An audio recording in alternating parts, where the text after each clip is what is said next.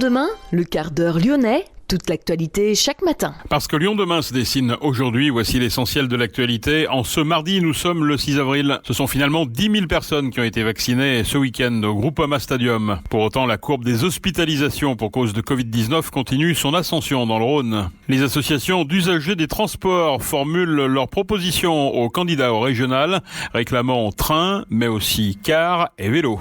Dans ce quart d'heure lyonnais, nous visiterons également une exposition au Musée des Confluences qui s'intéresse aux grands défis environnementaux contemporains avec une nouvelle exposition. Elle s'intitule « La Terre en héritage ». Léo Ballery l'a visitée.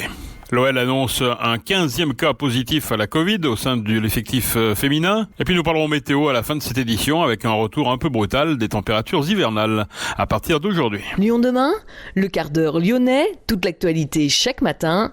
Gérald de Bouchon. Bonjour à tous et bienvenue dans ce quart d'heure lyonnais. Quelques 10 000 personnes ont été vaccinées durant le week-end de Pâques au Groupama Stadium, l'enceinte de l'Olympique lyonnais, mise à disposition par le club pour cette opération coup de poing. On compte près de 30 000 malades du Covid-19 hospitalisés contre un peu plus de 25 000 il y a un mois. Toujours sur un mois, on est passé de 3 600 à plus de 5 400 patients en soins critiques.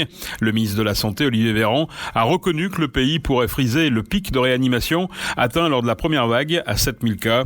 Dans le même temps, il a assuré que la capacité d'accueil des patients les plus lourds était désormais portée à 8000 lits de réanimation armés. On recense par ailleurs 187 décès supplémentaires liés au Covid-19 à l'hôpital en 24 heures en France, soit 96 847 depuis le début de la pandémie. Pour en revenir au plan local, la courbe des hospitalisations pour Covid-19 continue son ascension dans le Rhône, où 1097 patients atteints du Covid-19 sont actuellement dénombrés dans les hôpitaux hospitaliers, 43 de plus que la veille.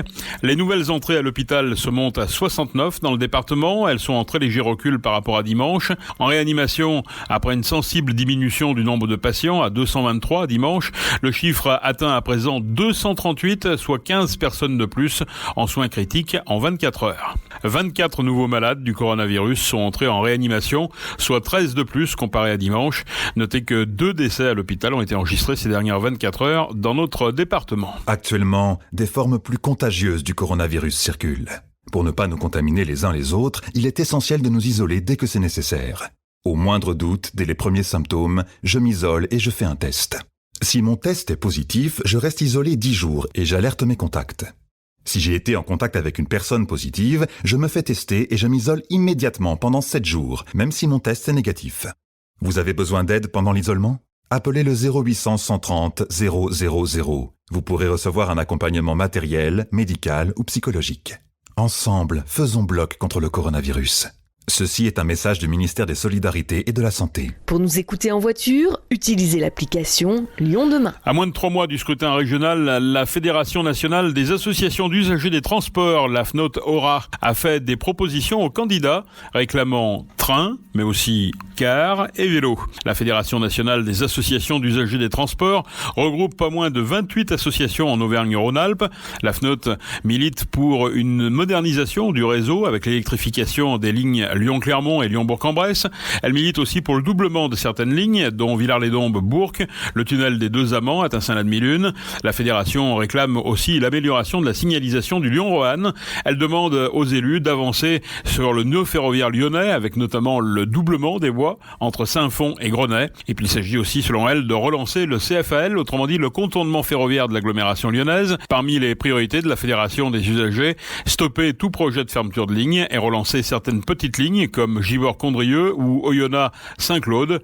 Parmi les autres propositions, une tarification zonale multimodale, TER, car, bus, tramway, également un meilleur cadencement des lignes, un plan d'accessibilité aux personnes à mobilité réduite et un développement des espaces vélos. Lyon demain, planète pour tous. Le musée des Confluences s'intéresse aux grands défis environnementaux contemporains avec une nouvelle exposition intitulée « La Terre en héritage du néolithique à nous ». Comment en sommes-nous arrivés là et comment inverser la tendance ? Comme pour chaque expo, le musée des Confluences nous invite à nous poser les bonnes questions et à tenter d'y répondre. Léo Ballery. Une nouvelle exposition fait son apparition au musée des Confluences. La Terre en héritage du néolithique à nous met en lumière les grands défis environnementaux de notre époque et interroge l'impact des humains sur la Terre. Christian Sermet, responsable du service des expositions pour le musée des Confluences, nous parle des raisons qui ont motivé cette exposition. Il y a plein de raisons. Il y a la collaboration avec l'INRAP qui cherchait à traiter le sujet de la période néolithique, une période charnière dans nos sociétés. Il y a le musée Confluence qui s'interroge beaucoup sur les enjeux contemporains. Et on a essayé de faire coïncider nos deux volontés pour produire un projet ensemble qui ne soit pas axé uniquement sur un des deux domaines, mais qui fait cette rencontre et qui fait se rencontrer deux périodes fondamentales. Le néolithique, il y a 12 000 ans, où on va jeter les bases de ce qui deviendra nos sociétés actuelles dans plein de domaines, que vous pourrez découvrir au musée, dans cette exposition, et le monde contemporain et récent, on va dire 19e siècle, et surtout depuis les années 1950. Et en mettant en relation à la fois des objets de ces deux périodes, la scénographie y réussit bien, on peut mieux problématiser cette question des effets négatifs de nos activités sur l'environnement, la nature, les êtres vivants et nous-mêmes. D'une certaine manière, cette exposition propose une certaine pédagogie dans son approche. Elle apporte un aspect éducatif à la question de l'impact de l'homme sur la planète, tout en apportant des éléments comparatifs entre l'époque néolithique et contemporaine. Alors elle a un but éducatif, on peut le dire, oui, comme ça. En tout cas, elle permet de bien problématiser la question, c'est-à-dire de prendre toute la dimension chronologique, d'aller chercher loin dans le temps, comme nous aimons le faire, interroger le temps long, pour bien comprendre en fait les problématiques et les enjeux contemporains. On pense qu'en travaillant de cette manière dans l'interdisciplinarité, c'est-à-dire avec des comités scientifiques et des experts associés qui travaillent sur des périodes différentes, sur des disciplines différentes, qu'on peut mieux répondre à ces enjeux. L'exposition nous propose à la fois de découvrir les enjeux contemporains ainsi que la vie à l'époque néolithique à travers de nombreux outils datant de l'époque pour la majorité, mais pas pour tous. En effet, certaines pièces ont été faites spécialement pour l'exposition, majoritairement des œuvres d'art, mais également certains outils. Il y a des pièces que les scénographes ont fait, c'est Géraldine Gramont qui travaille avec Frédéric Canard, le scénographe La Plume et le Plomb, qui a composé notamment la robe en plastique, qui a composé ce bidon, ce baril de pétrole d'où s'échappe une volée d'objets en plastique de couleur pour rappeler que le plastique est né de la pétrochimie. Et puis aussi on a des reconstitutions archéologiques.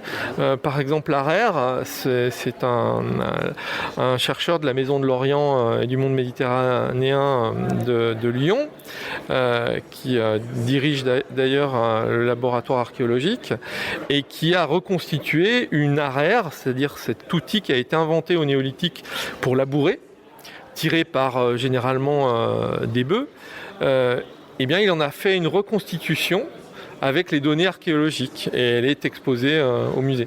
Il faut encore être patient pour profiter de cette exposition, mais si vous ne pouvez plus attendre, le musée des Confluences s'apprête à mettre en place des visites virtuelles d'un nouveau genre, l'occasion de découvrir une autre manière d'aborder la culture. La Terre en héritage du néolithique à nous est à découvrir jusqu'au 30 janvier 2022 au musée des Confluences. Merci Léo. L'Olympique Lyonnais a annoncé un 15e cas positif à la Covid au sein de son groupe professionnel féminin. Toutes les personnes testées positives ainsi que tous les cas contacts de l'équipe féminine ont été placés à l'isolement. Samedi, c'était Amandine Henry et Sakina Karchaoui qui avaient été testées positives, ce qui les a entraînées à renoncer à la convocation en équipe de France. Le prochain match pour l'Olympique Lyonnais est prévu le dimanche 18 avril en Ligue des Champions contre le Paris Saint-Germain. J'estime que le club a besoin d'un souffle nouveau. Ce qui inquiète aujourd'hui, c'est avant tout le manque de lisibilité par rapport à l'avenir, le manque de perspective. Les propos sont de Gaël Perdriau, le maire de Saint-Étienne, s'adressant indirectement à Roland Romeyer et Bernard Caiezzo. Les deux coprésidents de l'AS Saint-Étienne avaient promis de vendre le club dès qu'un projet sportif intéressant serait proposé. Gaël Perdriau emboîte le pas des groupes de supporters stéphanois qui viennent de sortir 2 communiqués enjoignant Roland Romeyer et Bernard Caiezzo de rendre des comptes et de les rencontrer au plus vite. L'AS Saint-Étienne pointe, il est vrai, à la 15e place. Le retour des températures hivernales est un peu brutal. De 19 degrés hier après-midi, on passe à un maximum de 9 degrés ce mardi. Ce qui nous rappelle le dicton « En avril, ne te découvre pas d'un fil ». Les températures un peu plus douces devraient revenir jeudi et vendredi avec 12 puis 17 degrés, avant malheureusement un retour de la pluie prévu le week-end prochain. C'est la fin de ce quart d'heure lyonnais. Merci de l'avoir suivi. On se retrouve demain, même heure, même antenne. En attendant, restez prudents.